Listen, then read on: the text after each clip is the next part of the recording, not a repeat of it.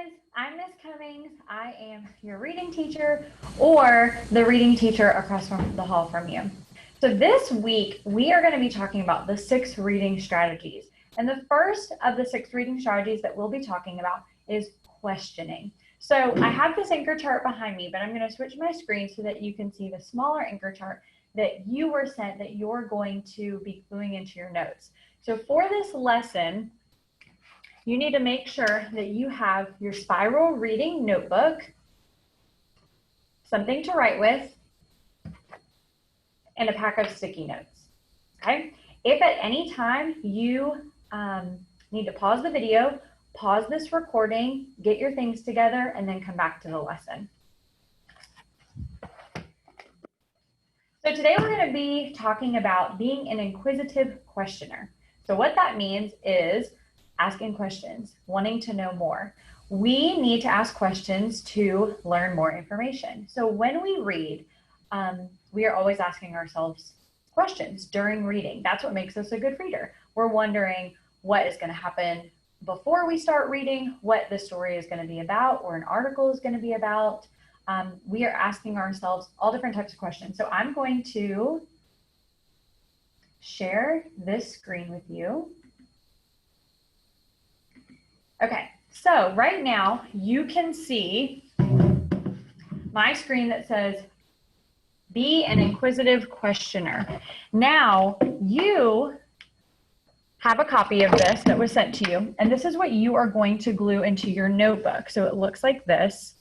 So be an inquisitive questioner. So at the top it says, ask questions before, during, and after reading. That's what we're going to do today. We're going to read a story and we're going to ask questions before, during, and after reading the story. Ask literal, evaluative, and interpretive questions. Asking questions helps me remember and make sense of what I am reading. So a lot of times maybe we're reading something and we have to ask ourselves questions so that we remember what happened earlier in the text.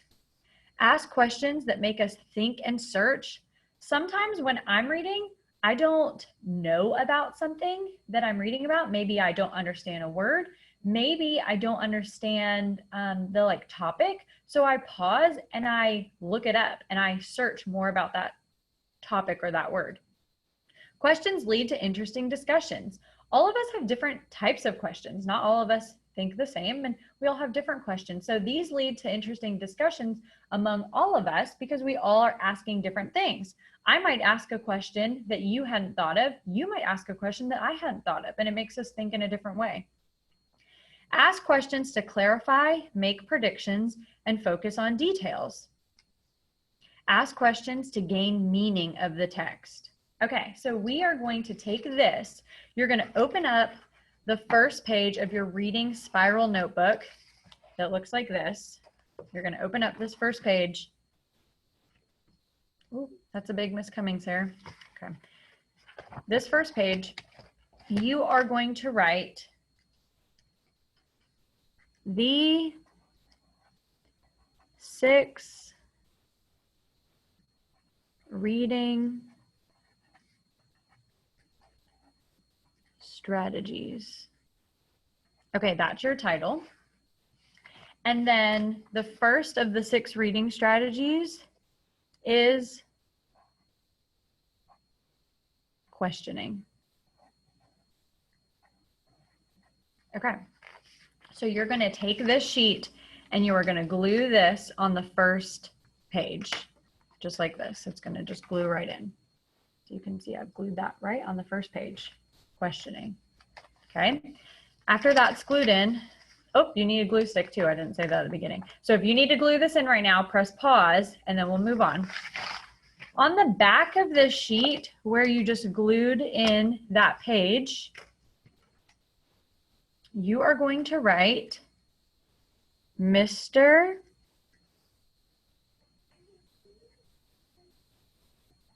Peabody's apples. That is the title of the story we're going to read when we talk about questioning today. You are then going to stick 2 sticky notes, one right next to the other. Whoop.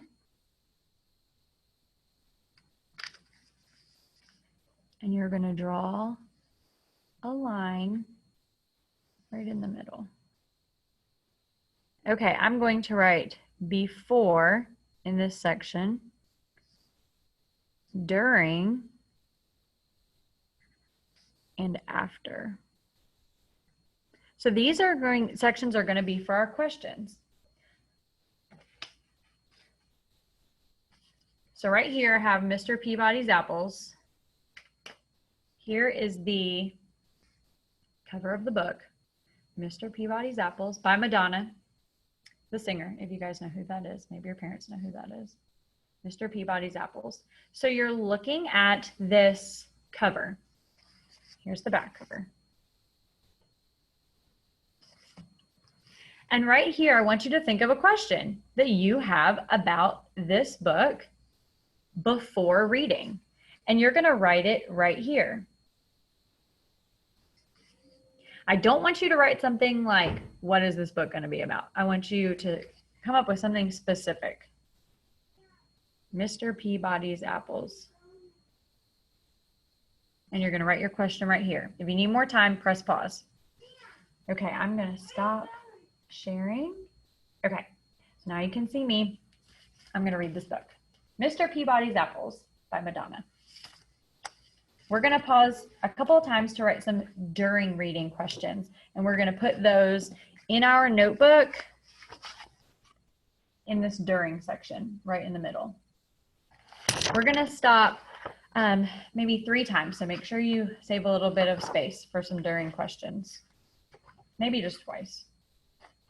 Okay, Mr. Peabody's Apples.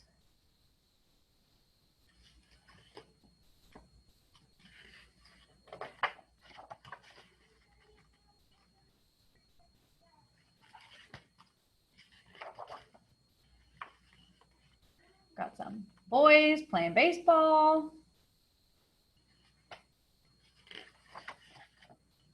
Okay, here we go. Here's our first page. In the town of Hattville, which wasn't a very big town, Mr. Peabody was congratulating his Little League team on a great game. They had not won, but no one really cared because they had had such a good time playing. Mr. Peabody was the history teacher at the local elementary school, and in the summertime, he dedicated every Saturday to organizing baseball games with other schools. Little Billy, who wasn't very big, was one of Mr. Peabody's students. He loved baseball more than anything, and he thought Mr. Peabody was the greatest. After each game, he would always stay to help pick up all the bats and balls, and when they were finished, Mr. Peabody would smile and say, "Thanks, Billy, good job. I'll see you next Saturday." So there's Mr. Peabody and Billy and the whole Little League team.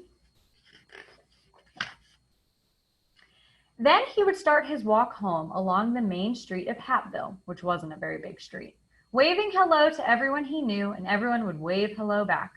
Along the way, he always passed Mr. Funkadelli's fruit market. Here, Mr. Peabody would stop and admire Mr. Funkadelli's fresh apples. He would pick out the shiniest apple, drop it in his bag, and continue on his way.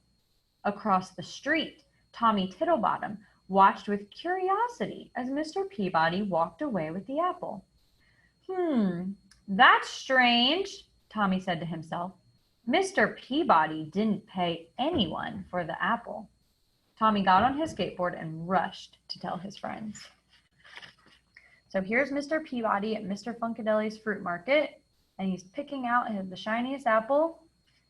And then here is Tommy Tittlebottom, who sees Mr. Peabody taking an apple and dropping it in his bag and thinking he didn't pay for it.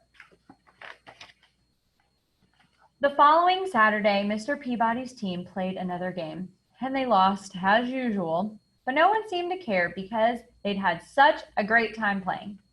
Billy picked up the balls and bats, and Mr. Peabody set off on his walk home. He waved to everyone he knew, and they waved back.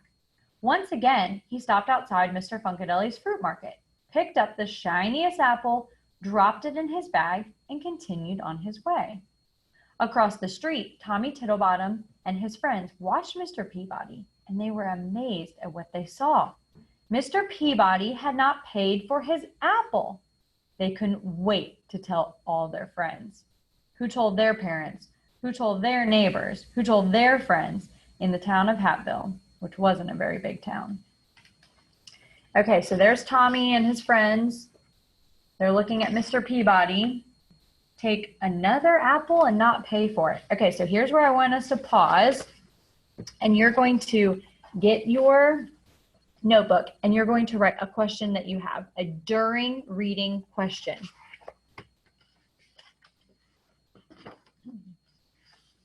So I want you to pause if you need to pause, finish writing your question, and then hit play again. The Saturday after that, Mr. Peabody was standing all alone on the baseball field, wondering where everybody was. Then he saw Billy walking toward him with a sad look on his face. "Hello, Billy. I'm glad you're here, but where's the rest of the team?" asked Mr. Peabody. Billy remained silent. "What is it, Billy?" he asked again. Billy didn't look up. "Everybody thinks you're a thief," he said to the ground. Mr. Peabody looked confused. He took off his hat and scratched his head. "Who says I'm a thief, Billy? And what did I steal?" he asked.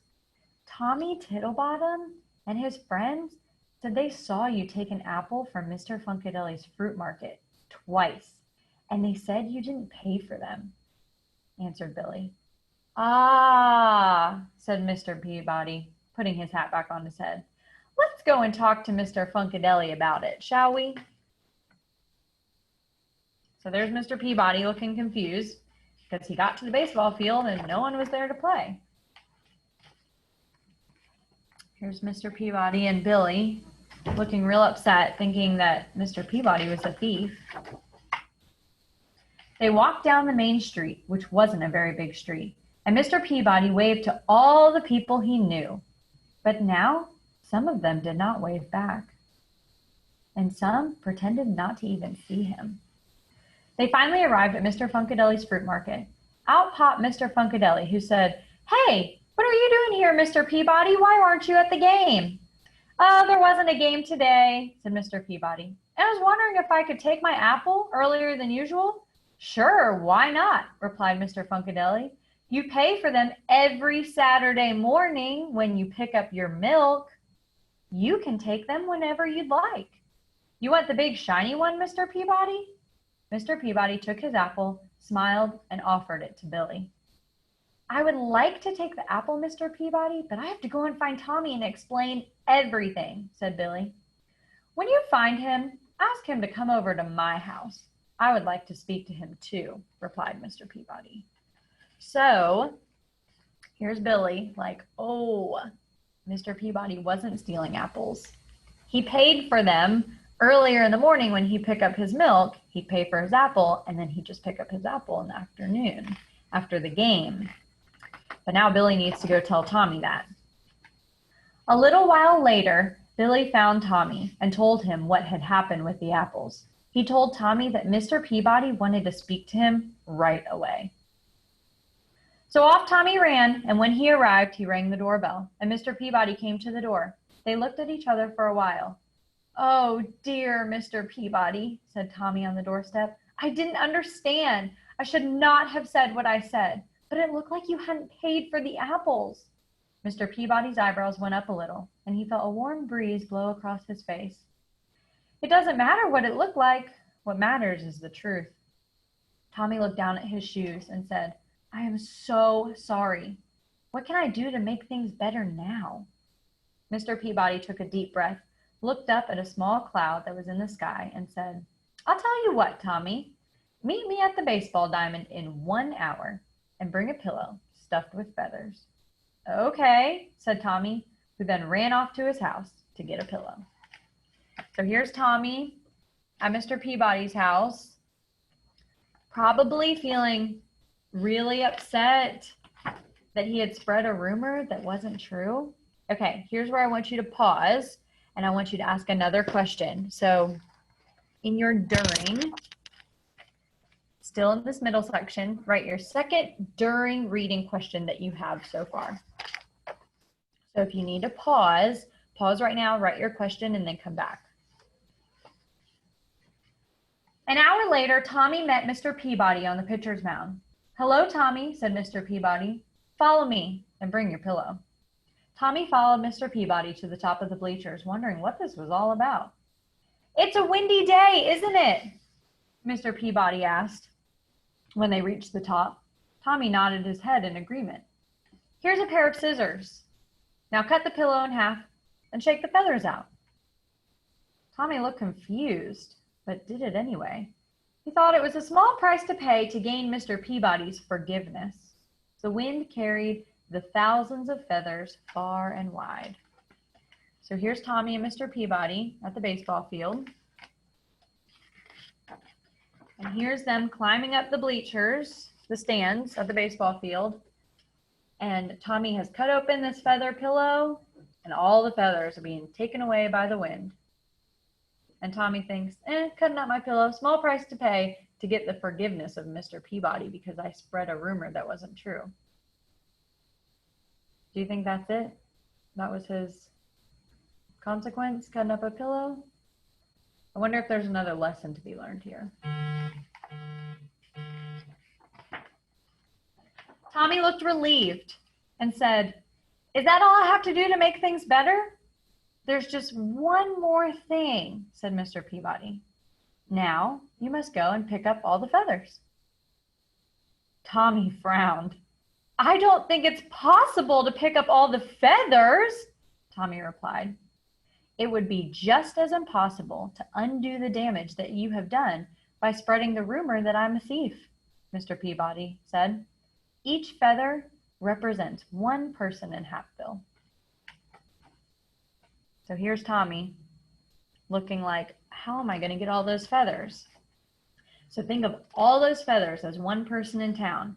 Tommy has to make things right. How is he going to go to every single person in town and make sure that they know that Mr. Peabody isn't a thief and that people can trust him? There was a long pause as Tommy began to understand what Mr. Peabody was saying. Finally, he said, I guess I have a lot of work ahead of me. Mr. Peabody smiled and said, indeed you do. Next time, don't be so quick to judge a person, and remember the power of your words. Then he handed Tommy the shiny red apple and made his way home. So there's Mr. Peabody walking home.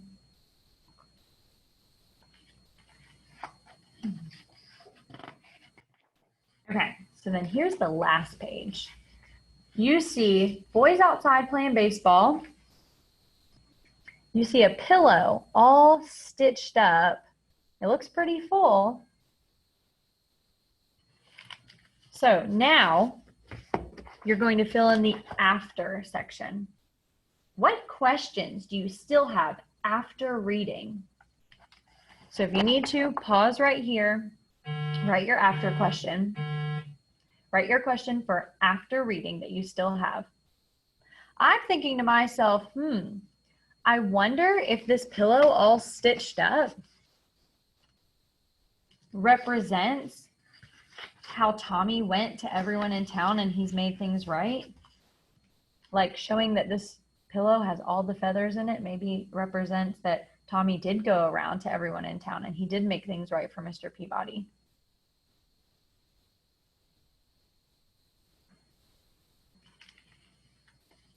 What we say has lots of consequences, whether that's good or bad, and Tommy had to learn that the hard way. Okay, so that was the end of our first lesson for questioning on our 6 reading strategies. I'll see you guys tomorrow for our next lesson.